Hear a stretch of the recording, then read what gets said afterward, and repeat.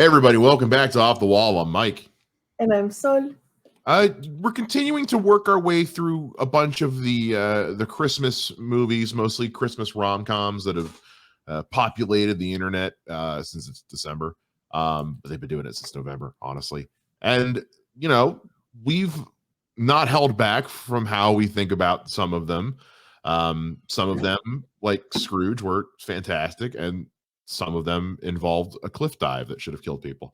Then there's also the ones that we just don't review because we tap out 15, 20 minutes into the movie because they're woof. But I think today is not this day because I think we found one that I think I told you, man, they tried. Yeah, well, today we're speaking about the Netflix movie, The Noel Diary. And when I read the premise, I was like, here we go again. Mm-hmm. And then after the first 20 minutes, I'm like, I think I'm gonna like this. And at the end of the movie, I was like, I really liked this one. Yeah. I full disclosure was not looking forward to watching this, especially considering I had tried to watch another movie earlier in the day and I messaged you, was just like, I can't make it. Yeah, I watched this one first and then tapped out on that one second. I'm kind of but I think I'm kind of glad because then my expectations and anticipation for the Noel Diary were so low that when it was even marginally funny or entertaining in the beginning, I was like, okay, all right, I know I'm gonna laugh at least once. And then it kind of just became more enthused as it went along when I was realizing again, it's like, wow, they put actual effort into this. Like some of the cinematography and lighting, especially like in his house in the beginning, is to die for. Also, I want that chair that he slept in. I think that would be a perfect chair to read books in. Yeah, I want that chair, but I also want that Jeep or truck or van or whatever it is. It looks fun. But I mean, like, I just can't stress that enough. Like, they made an effort with this movie for what I can assume was actually there's a lot of location shots in this. They must have had a little bit of a budget for this. I think more than you would usually see in one of these kinds of schlocky holiday movies. But also too, it was set mostly like Connecticut, then Vermont, then a little bit in Virginia. At the end there, I could see them literally just picking one place and the setting well, you have the little town area there, you have the restaurant here, you have them out in the woods here. I think everything was kind of located near. Oh yeah, this is without reading the Wikipedia, but I felt like you can get that kind of the kind of views that they were getting is really more of a New England area kind of view. Yeah. The Wikipedia doesn't have any of that information. This movie is not even a budget information for this movie. Probably whatever. But again, it just looks like the team involved used it smartly because they were able to, it didn't look like it was shot for TV. It looked like it was shot. It's weird. I almost hesitate to call this a Christmas movie because you can really remove the Christmas element and the movie still pretty much functions as is. Yeah, I would agree. You do have a little bit of Christmas element there, when they're in the fair in that town that they had to stop in because of the snowstorm, or you have the father chopping down the tree and getting putting the lights around it. So you got little Christmas elements here, but most of the part it's really a story about a writer who finds out his mother, who he's estranged with, dies, goes to the house. The mother's a hoarder, has to go through the house and then someone shows up who ends up because he was so young, he doesn't remember the person, which at 4 years old, there's things that this happened at 4. And I'm like, when you were 4, and I'm like, I have no recollection of this in my mind whatsoever. So the nanny who took care of him when he was 4, had a baby, and the baby is who shows up trying to find out about her mom. So, like, you get these things when you read the synopsis, you're like, oh, that sounds super cliche, super hallmarks. But they did it so well in the movie. There was never once that, because you know when you watch these movies and you're like, oh, they're explaining everything in dialogue, like the audience is stupid. They do some really like, they allow the audience to figure stuff out on their own, where they show visuals where like knowing that his brother, his older brother died. Like they don't tell us that at first. They show the visual of him going to the grave, and you could infer at first, you're like, oh, whose grave is that? Is it his father? Is it his mother who just died? No, it's the grave of his older brother there, who I think it said something along the line like only had for a little while or something along that line. Yeah. But they really kind of, and then there's even like later on in the movie where they do this thing where like a lot of times in movies, like the audience knows something, but the people in the movie don't. They did the reverse where he tells Rachel something, but they take the sound out for the audience who's watching it. So we don't actually know the story. Yeah. But she knows the full story and we don't find it out till later. And I really like these kind of like narrative things that they were doing that really treated the audience like they had a brain. Yeah, there's in that moment, you know, I always talk about show don't tell with things. I'd rather see it happen in a movie than have the movie just speak to me. And in the scene where he's first telling her about it, I love the decision to drop the audio as he starts to get to the main idea and ramp it up with the music, but also just with the chaotic sound of a train rushing by.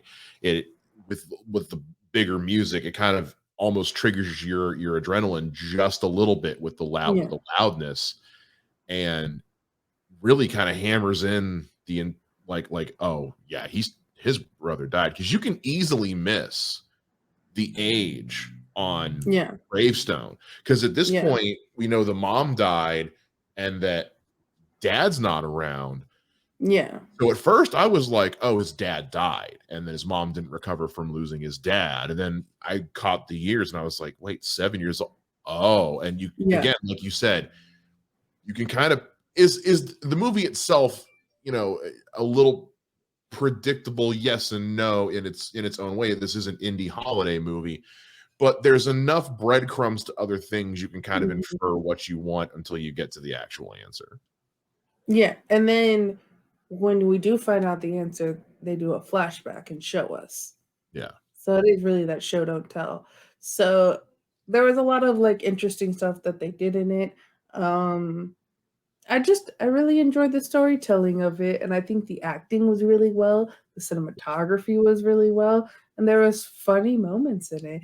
And I'm like, oh, this is one that I could actually, a Netflix Christmas live action movie that I can recommend to people. Yeah. Like full stop, and not be like, oh, you could put this on in like the background when you're cleaning. Don't pay attention to it. Like with Christmas with You, I'm like, yeah, sure. This one's one that I was like, no, sit down and watch it. Yeah. Like, oh, we mentioned funny moments when she yells at the dog to come back. Yeah. I laughed so hard because she went full mama bear with the dog, and I was like, this is incredible, and I love it's a very funny moment. And yeah, I think it can't be understated enough either. The acting in this, like, it's not like we've just got a bunch of like who was cheap and available actors. Most of these actors I've never seen before. The lead actor, Justin Hartley, I know we were talking about, he's big on This Is Us. I've never seen This Is Us. I worked for one of their competitors, but at one point, but I know, I hear all the raves about how great the show is, so I'm assuming he's a part of that. And I mean, if everybody else on This Is Us is as good as an actor as he is, well, then I get he was very good, very convincing, always, you know, because he's an incredibly handsome man. But he was always just charming enough, not so Yeah. charming that it was like, screw you, dude. It was like just charming enough, but with With a enough little bit of awkward. with enough little awkward sprinkles, and he did it very well, as well as the actor Barrett Doss, who plays Rachel, she was so good. And her voice. Her voice. Yes. Ooh. Oh man. I'm like gorgeous woman. I'm in love with Yeah. that voice. That voice, ooh. That Baby, is, won't you please come home? yeah. Oh my God. But Woo! can I tell you who my favorite character was in this movie? I hope it was the same as me. The neighbor. Oh my God, the neighbor. We get maybe 10 minutes of screen time with her at most, but delightful. And that's why it's a bummer we only get 10 minutes with her. It's like I kind of wish she'd been a bigger part of the movie. She was great. She was very funny. She was funny. I love too, like, you could tell how much she cared and loved for this boy, even though he left. Yeah. And when we find out that he left at 17, left the town. So this is someone who saw him grow up, hasn't seen him in a while, and is still loves and cares for him at the same way that you can see that she probably did when they were younger. Like, you don't have to have flashbacks or anything to infer what that relationship was like when he was growing up in that town as her neighbor. And the fact too that you had like her coming over with some soup, giving the dog some soup, going, am I too old to go on this dating website? Of course not. And then he writes her profile because he's a writer. Right. And I need him to write she gets someone quick. And get it, girl. She has a night of fun herself. Yeah. Like, and he was just a delight. He was English and just was all about just very fun. You want to come have breakfast with her? Come over. He was just, and I was like, I want to hang out with these two. Where's my spinoff? I want a spinoff of the Noel Diary. Yeah. These two old folks getting together. It was, I really did enjoy this one. A lot. I'm actually just talking about it now. I find I'm like, man, I like this more than I even initially thought. I have a few little qualms I guess we can get into. One is, I mean, kind of elephant in the room, but I'm not, and I understand it was there for drama, but when you're writing a romance, for me at least, some of the romance dies a little bit when it's born of infidelity, which is essentially what we have. I mean, is Rachel cheats on her fiance, who, by what little we know of him, was fine. Was a great dude. The only little that we saw was him apologizing because he got mad that she was wasting gas money going on this trip. Yeah. And and it seems too like you can infer that like she told him, because it was like, oh, you guys are on, I thought you guys were on the mend when like the parents are talking to her. It's like, oh, she must have told him, which I can, but yeah, it was one of those stories of like, oh, they're not gonna do, she has a fiance, she's not single, they're not gonna do the love trope. And I was like, wow. And I think I would have been even more impressed with the movie if they didn't do the love trope thing. But yeah, it was like, she cheated. By a guy who, the worst things we can say about him are he is very neat and organized because he's a tax lawyer. And when his fiance told him she wanted to go spend God knows how much money driving around the country to find clues to her long lost mother, he was not thrilled. Again, setting aside the fact that she doesn't tell him, by the way, Google this super hot author. Yeah, I'm with him. Yeah. Which she even like, you almost have the infidelity happen before the funny moment of yelling at the dog is they're about to kiss and she goes, I have a fiance, I'm supposed to be getting married, and they're still going for that kiss. And sorry. And then the dog sees a rabbit and starts chasing after the rabbit. Hey, Ava Turner, you get your ass back. You get your butt back here right now. Right. Yeah, it was. So there was that, and then, but with that, a pet peeve of mine from writing is when a story creates drama through nonsense, through idiotic miscommunication, basically. Yeah. Like when the only reason there's drama is because I didn't just nut up and say what the issue was. So when it's a situation, I prefer if it's going to be like that, I need there to be like some kind of like external force, like forcing them to not tell the truth, gun to your head kind of situation, not just we're in a fight. Why? I didn't tell him something. Why didn't you tell him? I don't know. Yeah, when it's communication issues. And I think too, she was very much like, oh, he's stable. I never really had stability in my life. So she was very much, as someone who tried to convince themselves to love someone that they didn't actually love in the past. She was very much trying to convince herself that she loved her fiance, and she didn't. So, and I think a lot of it too speaks to the hopeless romantic in me, where I'm just kind of like, I'm not supposed to like this, but I'm not supposed to like them together, but I like them together. Yeah, exactly. It's very much of a she cheated, but they're supposed to be together. But she could have been like called, which this legit happened one time. Would be a guy who like was hitting on me, and he had a girlfriend, and I was like, "You have a girlfriend," and he's like, "I will call her right now and break up with her." Oh, that's funny. And I was like, "Damn!" Wow. So I was just like, in my head, I was like, she could have called him and be like, "Sorry, babe." Yeah, and then go ahead. I was like, but then that probably wouldn't have been like very good movie wise and not very good script wise. So yeah, it's probably a good thing she didn't do that. Yeah. But I'm also like, and I understand that, like, again, this is a Netflix Christmas rom-com, so like there is that idea of like, why are you judging it so hard? It's like, because honestly, it was good. Yeah, it was good enough that now I have to have an opinion about it. Like it's not one of those where I can just say it was fun or it was terrible. It's like, no, or like when we did Christmas with You, I said, it's harmless. You can kind of forget about it. It's like, no, like they did so good on this that I have to like notice these things. Yeah. It's like Falling for You was such utter garbage.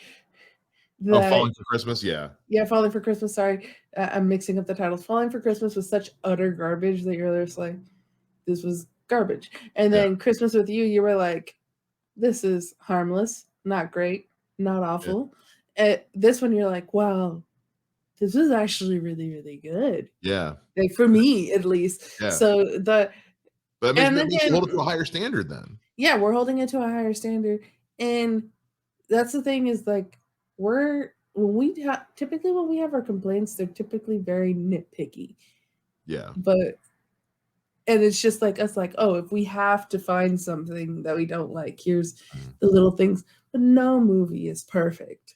And no movie's going to do things exactly the right way. So at the end of the day, like, this is a good movie for me.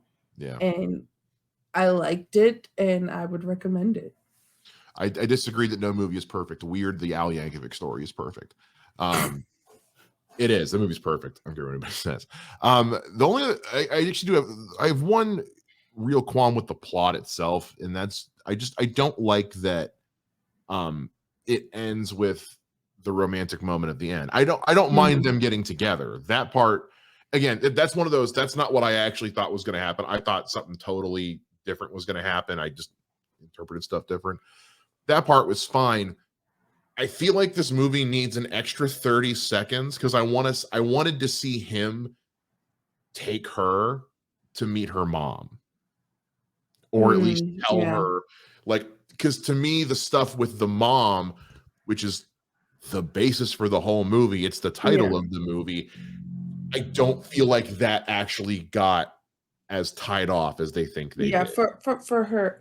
Yeah, I can see that because the main reason that Rebecca, who we find out that her mom actually named her Angelica, like Yeah.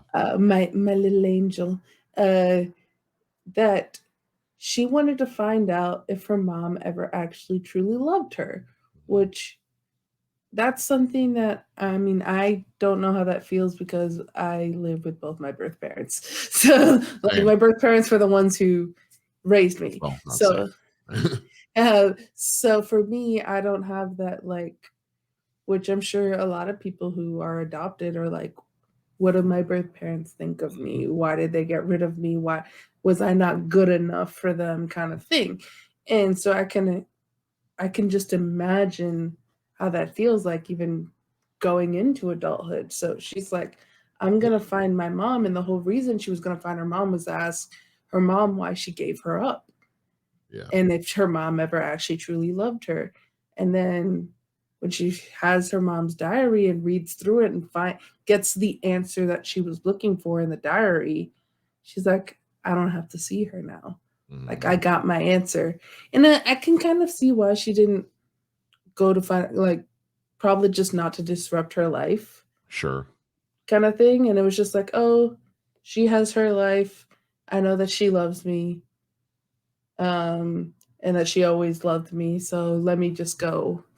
But the fact that he still went and looked for her and told the mom she knows and she understands, and gave that mom that peace of mind, where you could see that the mom still thought about it and didn't have that peace of mind for that long of her life, because she had Rebecca at like 17, 18. Yeah, so it was kind of one of those things of like, oh, like, this shit is hard. And this is stuff that people are going to continually think about. So yeah, the fact that Rebecca and her mom didn't see each other, although you can kind of infer, like, they probably will in the future. Yeah, I'm sure they will. I just, because it had been such the focal point of the movie, I kind of just wanted to see a bit of a neater bow on the end. I almost kind of wish, because to your point, yeah, she did have the thing where she says, like, I know what I need to know now. You know, so that part hit with me a little bit, because not to get super personal on here, but so I've never known my birth father. He left before I was born. And it was just me and my mom till I was 10, and then she got married to who was my dad. Your father. But I've never known my birth father or my biological father. So the difference is I've never cared because of the circumstances. Whereas with her, she didn't know what the circumstances were. So she just wanted that. So I can kind of relate to that idea of having that curiosity about what the circumstances were. I almost kind of wish that, like, the diary was, like, unfinished, like it didn't have the conclusion story in there. And then when we have of course I loved her, of course I, think of, that thing, there would have been that. It was like, oh, we could get the ending to the story rather than getting the ending of that story, but then still having quite a bit of more of the actual movie to go. So, but again, it was part of that was kind of the part of the story where they told and didn't show. Yeah. Where, like, the rest of the movie, they were doing really good jobs of showing and not telling. Yeah. And so for me, and we talked about this off camera, for me, that was because they have this whole thing in the movie about when she's talking about his writing, about how the ending is the hardest part. You've got to make sure it's good. I find that kind of ironic because I think the ending is the weakest part of this movie. And now I can think about it as Stephen King, because that's a Stephen King thing too, because Stephen King can't ever write a good ending ever. Even he knows. Or J.J. Abrams cannot write an ending to a movie or a series either. No. So, although I like that movie more than most people. It's not great, but I don't hate it like everyone else does. No, he knows how to set stuff up in the mystery box, but not how to end it. Yeah, but that was a shit show from day one. But anyway, that's another show. Yeah, this was again, like, yeah, I had some issues with the ending. I can nitpick like one or two other things, but ultimately, like with movies like this, especially, I kind of have to lump them into two categories, which is like, A, did I like it? And B, did I like it enough to put it in the annual Christmas rotation? Because, you know, we talked about Scrooge. Mm-hmm. That is, I'm watching that on Christmas with my family. You get the last couple that we watched. Mm-hmm. They're not going in the rotation, and I didn't like Mm-hmm. them. This one we'll never see again. Yeah. This one I liked. Mm-hmm. I don't know about the Christmas rotation part, mostly because like I mentioned earlier, it's not the Christmas. It's not really a. You can watch this Christmas at any movie. time of the year. Yeah, this is a movie that takes place around Christmas, but Christmas is not the central theme by any stretch of the imagination. So even if they do watch It's a Wonderful Life in the movie. Well, sure. But you could have, again, you could replace that with just any movie and it was just a town movie night. Yeah. Which is the thing. We do it here. So but again, like I bring this up because I'm holding this movie to a higher standard because it's just a good movie. So yeah, regular Christmas rotation, no, but I'm probably gonna watch it again. Yeah. I feel that. I wholeheartedly agree that like this is a movie you can watch at any time of the year. Yeah. Just that where it's you got movies that are set around Christmas, but Christmas is not the focal point. And you got movies that Christmas is the focal point. Yeah. And like this Christmas is about Christmas and this is about the magic of Christmas. Yeah. So like we're like Elf, Christmas. Yes. And then you got Die Hard, happens to be set at Christmas. Yeah. Yeah. Die Hard is not a Christmas movie. Get over it. It's not a Christmas movie. I say that it falls somewhere in between. I don't get mad when people say it's a Christmas movie, and I don't get mad when people say it's not. I don't get mad when they do. I get mad when I'm Switzerland on that. Oh, tell us in the comments below if you think Die Hard is a Christmas movie. No, you know what? Find me on Twitter. It's right there. There it is. But also comment because that helps the video. That too. But like send all the personal attacks to me on Twitter. Tell us why Die Hard's a Christmas movie down in the comments. Viciously attack me on Twitter. I can take it because Twitter's doomed anyway.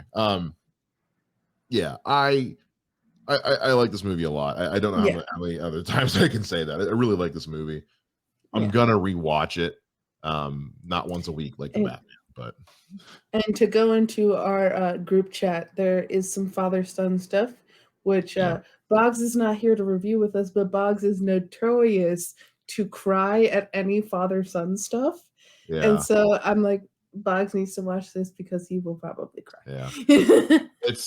For me, it usually at least hits me deep. Doesn't make me cry always. That's a little more specific, but like it got me in the dad feels. And in the mom feels. I mean, like it really is about him coping with the relationship he had with each of his parents, which is usually it's trying to figure out their relationship with a dead parent. This is figuring out the relationship with the dead and living and alive parent. Yeah. And something you said too off screen, if you want to repeat it on screen, about the fact that it actually gave you a satisfying answer to why a father leaves.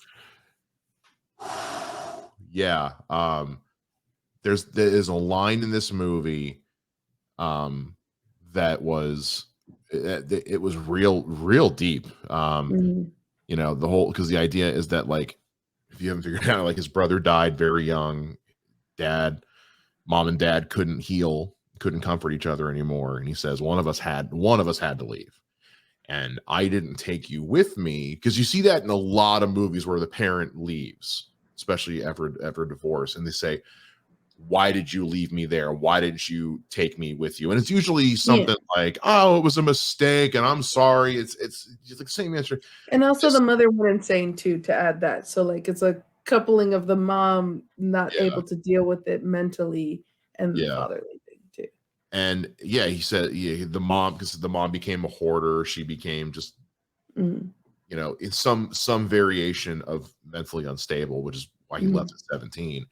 But his dad says to him, he asked him, why didn't you take me with you? And his answer is, because I'm going to misquote this, but he's like, because you were all your mom had left, or I didn't want to take you Yeah. away from her too. I have You the know, quote here. It was, your mom and I couldn't comfort each other anymore, and it got to the point where one of us had to leave. I wanted to take you with me, but I couldn't do that to her. You were all she had left. I told myself that with you there, somehow she would find her way back. yeah, the I couldn't take you away from her thing Yeah. it's a very good line, and it's a Yeah. very good answer to that question, because that is something that I don't think because it even hit me. I was like, yeah, I couldn't tell you the last time that's ever been brought up or mentioned by Mm. anyone. The idea of yeah, I left you there. Do you realize what it would have done to other parents if I had taken you away from them on top of everything Mhm. else? Like, Yeah. yeah, that he had it in him to keep going on his own. He knew she didn't Did stand not. a chance. Yeah. And we find out too that the father wrote letters to him that the mother did not let him see. So he grew up thinking his father left and didn't care. And so Yeah. then he got that conclusion too. So this is very much a movie about parents and their kids, but in all different aspects Yeah. too, because you have the on Rebecca's side is adopted parents, and then like her love for her real parents too, that you see Mhm. just a little like inkling of that, like Yeah. those are who her parents are to her. And then you have just him with his mom and his dad, Yeah. and just the fact that his brother died changed their entire life. Yeah. It's a movie that really it's about relationships, because Mm-hmm. we see people who are friends, and then we see people who are um in different kinds of couplings. We have our main character who's a loner. We have Mm-hmm. the relationship between a son and his mother, and a son and his father, between brothers, and then forming between new people as they form a friendship, and then form some. I mean, this is such an exploration of all different kinds of relationships. I did not think we were going to have a deep 30-minute conversation about a 90-minute Christmas movie on Netflix, but this movie's actually it's just it is that well done. I mean, I'm genuinely impressed. um this was more of like a indie movie, like an indie romance you would see at your local Nickelodeon or something like that, or the Neon like we have here in Dayton. um Yeah, Not something I'd stream for the sake on of. Netflix. Yeah. And this really too, because Netflix movies get a lot of crap because either they're not good or they're the like, oh, that's not a good movie, but I had a really fun time and it was funny. Sure. Like Man from Toronto. Like both you and I very much enjoyed that movie. Oh my god, is it good? No. Is it fun? Yeah. Would you watch it again? Absolutely. But one thing that Netflix does really, really well is their foreign movies. Their Yeah. foreign movies have this kind of heart and have this kind of depth to it. And it was good to kind of see that on one of their American movies. Yeah. I was genuinely impressed. And so like the people behind this one, Charles Shire directed it, who is, oh wow, he's actually got quite a resume on him. I feel kind of an idiot right now. He worked on Private. He was the writer and producer of Private Benjamin. He was the writer and director of two of my favorite movies, and that is Father of the Bride and Father of the Bride Part Two. He was also the writer director of The Parent Trap with Lindsay Lohan, which is very good. So I kind of get why. And he was the writer and director of this. So, and those movies have heart too, and have comedic moments in them as well. So it brings over to this as well. Yeah, and so I now knowing that that's, I feel like I didn't look this up beforehand. Knowing that that's who this is, the same guy who did Father of the Bride, which is a movie I quote all the time. I love that movie. The one with Steve Martin, not the one from help me. HBO Max. Yes, thank you. The Latino version. I didn't want to say it. I can say it. Yeah, but so knowing that, and now I can look at it as having grown up watching movies in his style, and I'm suddenly just kind of hitting me now, like, yeah, no, this fits. This fits at 100%. So if you like those movies, Father of the Bride Part 2, God, they're class. Definitely, give this one a shot. Iron Trap. Iron Trap is, oh God, it's great. It's a great movie. So I think both you and I are thumbs up on this. Yeah, go see it. Go see it. It's a great and fantastic movie. Definitely go see it. Watch it on Netflix. Yes. Go see it. Yeah, go see it. Go in the living room and see it on your TV, or on your phone, or on your computer, or wherever you watch your Netflix movies. Yeah, the guy sitting next to you on the airplane, it's not creepy. It's fine. Just ask if you can share the headphones. It's cool. Unless you're a guy like me who uses these kind of headphones everywhere he goes. So can we share headphones? Them anyways, just flip it. Come here, buddy. Yes, head.